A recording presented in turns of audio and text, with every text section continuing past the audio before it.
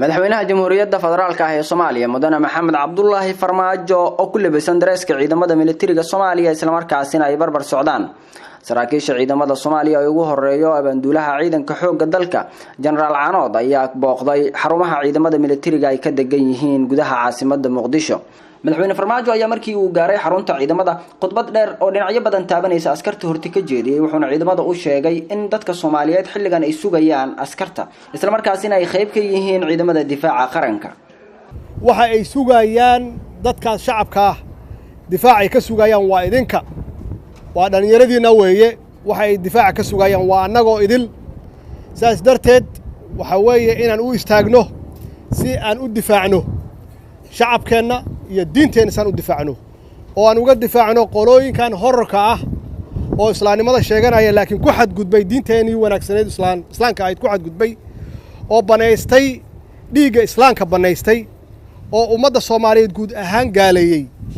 oo sheeganaya inay islaan yihiin oo aan ognahay inaysan islaan ahayn waa inaan ka difaacano diinteena waa inaan ka hortagno waxay xaalufinayaan diinteena wanaagsan waxay xaalufinayaan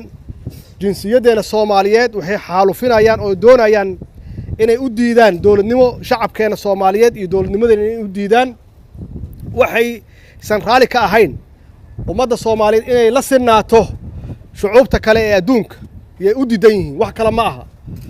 waxa ay dhibka noogu hayaan oo ay u dagaalayaan wax kale ma aha waxa weeye inaan adduunka aan ka hooseeno shucuubta caalamkana aan ka hooseeno mana doonayno inaan shucuubta ka hooseeno annagu adduunku shacabka adduunka ku nool la mid baan nahay Soomaalidu waa dad wanaagsan waa dad qab leh waa dad wadaniyiin ah laakiin inaan cadeynaa la rabaa inaan xaqiijino inaan nahay wadaniyiin yaa la rabaa waxaad ku dagaalaysaan waa wadaniyad waxaad difaacanaysaan guriyihiina waxaad difaacanaysaan dadkiina waxaad difaacanaysaan deegaankiina iyo dalkiinaba. Cabdulqaadir Umar Cabdulla Fiidka gudaha caasimadda Muqdisho Somali Cable TV.